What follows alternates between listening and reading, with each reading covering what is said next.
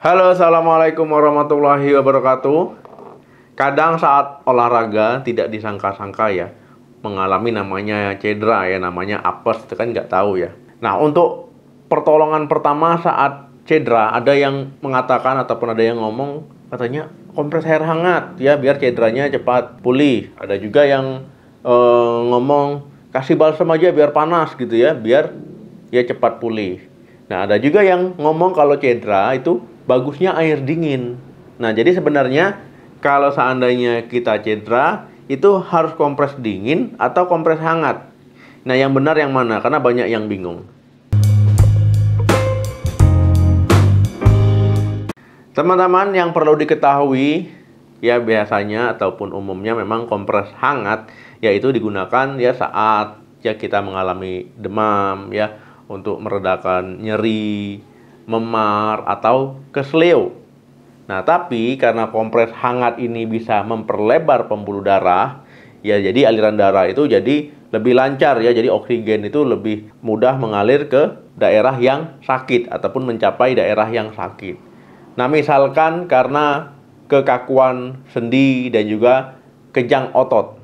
Nah, kemudian ya suhu hangat juga dapat membantu merelaksasi otot, ya mengurangi nyeri akibat cedera otot atau sendi ya yang sudah berlangsung lama ataupun kronis.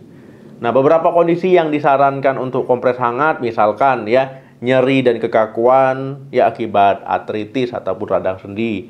Kemudian kejang leher akibat sakit kepala misalkan ya, nyeri otot atau nyeri kronis. Kemudian kram-kram ataupun ketegangan otot dan tendinosis. Nah, nyeri tendon dalam jangka panjang ya, ini misalkan hanya setelah peradangan reda. Kompres hangat ini nggak boleh ya teman-teman gunakan misalkan pada luka ya, luka yang terbuka itu nggak boleh. Kemudian luka yang bengkak itu juga nggak boleh. Misalkan cedera yang baru atau cedera yang berlangsung kurang dari 48 jam itu nggak boleh. Nah, artinya cedera baru itu jangan pakai kompres hangat. Misalkan teman-teman baru tergilir ya sekitar 10 menit yang lalu, kompres hangat tuh nggak boleh. Ya intinya kurang dari 48 jam ya itu jangan kompres hangat. Nah, gimana dok cara kita melakukan kompres hangat? Nah, jadi teman-teman ya, kalau kompres ini baik hangat maupun dingin sebenarnya caranya sama ya. Nah, kompres hangat yaitu tentu di area yang mengalami cedera. Menggunakan handuk misalkan yang direndam air hangat atau menggunakan botol ya yang diisi air hangat kemudian dilapisi handuk atau ada bantal khusus ya, bantal pemanas khusus ya untuk mengompres. Nah, biasanya ya suhunya itu yang aman sekitar 40 sampai 50 derajat Celcius. Nah, untuk durasinya 10 sampai 15 menit maksimal. Kapan sebaiknya kompres dingin saat cedera? Nah, tadi udah kita ngomongin kompres hangat ya, sekarang kompres dingin. Nah, kompres dingin ini termasuk dalam terapi dingin ya atau krioterapi. Nah, jadi metode ini ya jadi solusi paling sederhana untuk mengelola rasa sakit dan bengkak. Nah, untuk misalkan teman-teman cedera olahraga ya, jadi kompres dingin ini bisa dipakai untuk mengobati area yang bengkak ataupun area yang memar. Nah, kompres dingin ini bisa digunakan untuk cedera akut yang terjadi dalam kurang dari 24 jam atau maksimal itu kurang dari 48 jam. Nah, jadi kalau seandainya sudah lama, kronis ya, lebih dari 48 jam, yaitu pakai kompres hangat. Tujuan kompres dingin, teman-teman, yaitu kebalikan dari kompres hangat. Kalau kompres suhu yang dingin, yaitu merangsang penyempitan pembuluh darah. Ya, kalau hangat tadi kan memperlebar ya, karena dia menyempit. Jadi memperlambat aliran darah menuju ke area yang cedera.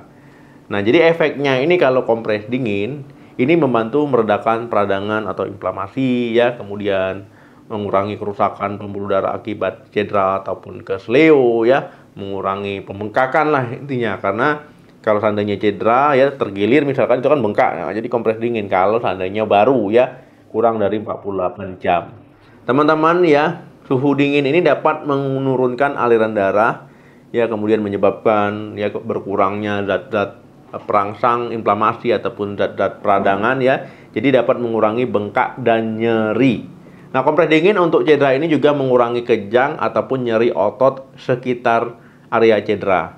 Nah, jadi teman-teman mungkin pernah melihat ya atlet-atlet ketika setelah selesai olahraga ya dengan pengawasan khusus ya, kemudian dia berendam di area yang dingin ataupun suhu dingin ya, berendam es. Atau misalkan teman-teman melihat atlet yang cedera tiba-tiba kakinya, lututnya ataupun pergelangan kakinya ya dibalut dengan ya balutan es. Nah, ini juga tujuannya seperti itu.